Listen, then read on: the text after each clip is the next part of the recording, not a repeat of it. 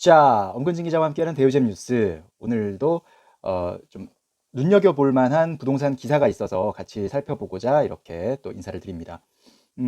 네이버 부동산 가장 많이 본 뉴스 지금 순위를 보고 계시는데 여기 세 번째 보시면 부동산 양도소득세 6월 1일까지 신고 안 하면 20% 가산세 묻니다라는 제목의 기사가 있습니다. 자, 이 내용이 뭔지 한번 같이 살펴보시겠습니다. 자, 뉴시스 기사인데요. 부동산 양도소득세 6월 1일까지 신고 안 하면 20% 가산세 묻니다. 라고 되어 있습니다. 작년 부동산 파생상품 양도소득 있는 2만 4천 명, 미신고 시 20% 가산, 늦게 내면 지연 가산세가 있다. 또 양도세 종합 안내 포털 이용하면 비대면 신고가 가능하고 전자납부 또 홈택스 이용하면 손쉽게 납부가 가능하다라는 작은 제목도 달려 있습니다.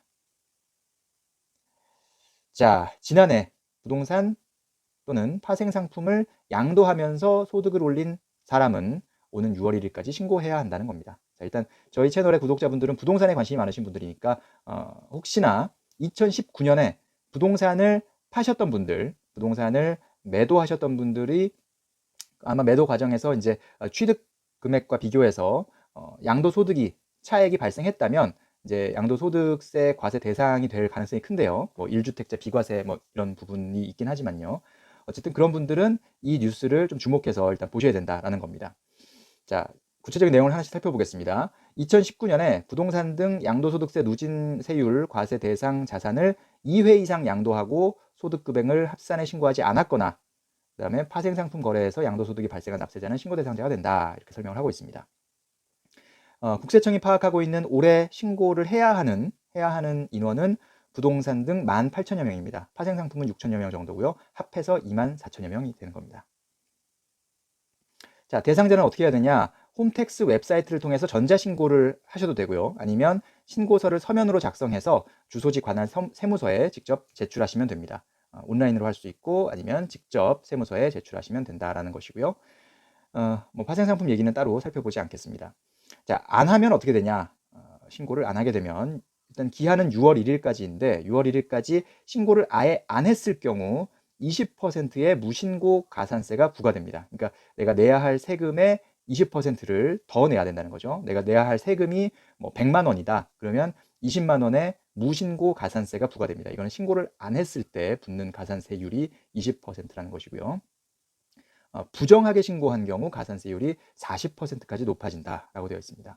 그리고 여기에 늦게 신고하면 1일당 미납세액의 0.025%의 납부지연 가산세가 부과된다라고 되어 있습니다. 그렇기 때문에 꼭 지켜서 어차피 내야 될 세금이기 때문에 신고를 기한에 맞춰서 6월 1일까지 신고하시고 세금을 내시는 것이 좋겠다라는 말씀을 드립니다. 그래서 제가 이렇게 이 기사를 보고 바로 영상으로 만들게 됐습니다. 자, 거짓 계약서를 작성한 경우 뭐 흔히 말하는 다운 계약서가 대표적인 사례겠죠. 양도자가 비과세 또는 감면 대상자더라도 이 혜택이 배제된다라고 되어 있습니다. 또 취득자가 해당 부동산을 양도할 경우에도 비과세 감면이 배제될 수 있다. 그러니까 거짓 계약서를 작성한 두 당사자 모두 이 혜택을 받지 못하게 됩니다. 비과세나 감면을 못 받게 되는 거죠. 양도자는 당장에 그 세금 혜택을 못 받게 되는 거고 취득자 같은 경우는 나중에 그 해당 부동산을 양도할 때 그런 혜택을 받을 수 없게 되는 그런 불상사가 생기게 되니까 미리 잘 사전에 거짓 계약서는 최대한 피하시는 것이 좋겠습니다. 국세청은 지금 현재 코로나19의 어떤 그 국면이 아직은 진정되지 않았기 때문에 비대면 신고를 독려하고 있다고 합니다. 양도소득세 종합안내 포털을 이용하면 납부세액을 미리 계산해 볼 수 있고요. 또 전자신고 증빙자료 제출 및 납부도 가능하다고 합니다. 자, 납부도 신고뿐만 아니라 납부도 역시 관할 세무서를 방문하지 않고도 가능한데요. 전자납부를 이용하면 모든 금융사에서 이체 수수료 없이 낼 수 있다고 합니다. 자, 아직까지는 인터넷 전문은행이나 증권사 계좌는 불가능하고요. 나머지 금융사에서 이체 수수료 없이 낼 수 있다고 합니다. 홈택스나 인터넷 지로에서는 간편 결제나 신용카드를 통해 또 낼 수 있다고 하니까 각자 본인이 맞는 선호하는 그런 결제 방식을 통해서 계좌이체를 하시든지 아니면 간편 결제를 하시든지 신용카드 결제를 하시든지 선택하시면 되겠습니다. 납부세액이 1,000만 원을 넘는 경우에는 2개월까지 분납이 가능하다는 점도 역시 확인을 하시면 되겠습니다. 만약에 최근에 이제 코로나19 피해를 본 납세자의 경우에는 예를 들어서 뭐 확진 당사자라든지 혹은 격리자라든지 이들이 경유한 사업장의 사업자 뭐 이런 분들은 그 유예해 줍니다. 신고 납부 기한을 유예해 주는데 8월 31일까지 신고하고 내면 된다고 나와 있습니다. 자, 이런 부분들을 잘 확인하셔야 되겠고요. 양도소득세 어쨌든 2019년에 부동산을 처분해서 양도 차익이 생기신 분들은 아마도 예정 신고를 하셨을 거예요. 그래서 이 국세청에서도 말하는 게 뭐냐면 2019년에 두 건 이상 양도를 한 사람에 대해서 얘기를 하고 있습니다. 왜냐하면 1회 이제 양도한 사람은 처분한 사람은 그 이미 처분일로부터 그 기한 안에 예정 신고, 양도소득세 예정 신고를 통해서 이미 그 한 건에 대해서는 양도소득세가 이미 처리가 됐을 거예요.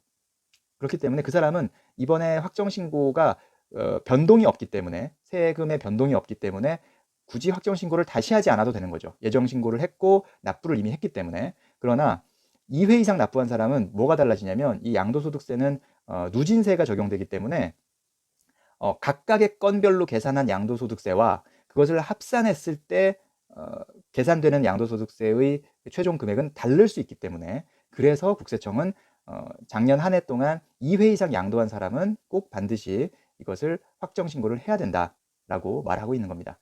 다만 한 가지 또 팁을 말씀드리자면 만약에 두 번 이제 양도를 하셨어요. 그런데 본인은 그 두 번째 거를 예정 신고를 할 때 첫 번째 것과 같이 묶어서 예정 신고를 해버렸다. 그랬으면 어차피 두 번째 거를 예정 신고한 그 내용이 이번에 확정 신고를 해야 될 내용과 동일하지 않습니까? 그 경우에는 굳이 확정 신고를 다시 안 하셔도 됩니다. 그러니까 사실은 그렇게 하는 게 제일 간편하죠. 어차피 뭐 세무사한테 뭐 의뢰를 해서 양도세를 처리를 했다면 업무를 처리했다면 할 때 내가 같은 해에 이게 이미 이런 뭐 양도건이 있어서 예정 신고를 한번 했었는데 이거 합산해서 해주세요, 처리해주세요라고 했으면 아마 이미 처리가 됐었을 거예요. 그래서 그런 식으로 처리를 하셨으면 이번에 큰 문제가 없지만 그렇게 안 하셨던 분들 각각 A 부동산, B 부동산 따로 양도세 예정 신고를 하셨던 분들은 이번에 그거에 대해서 합산해서 확정 신고를 꼭 하셔야 된다. 그 기한은 6월 1일까지다 라는 점을 강조해 드립니다. 자, 그게 안 되면 아까 보셨듯이 무신고 가산세 뭐 이런 것들을 물 수 있기 때문에 그럼 억울하잖아요. 어차피 내야 될 세금이니까 신고를 하시고 납부를 잘 하시기 바랍니다. 엄근진 기자와 함께하는 대우점 뉴스 오랜만에 인사드렸습니다. 제가 최근에 조금 뭐 일도 좀 바빴고 건강에 약간의 문제가 있어서 그랬는데 역시 다시 또 건강한 모습으로 자주 인사드리도록 하겠습니다. 감사합니다.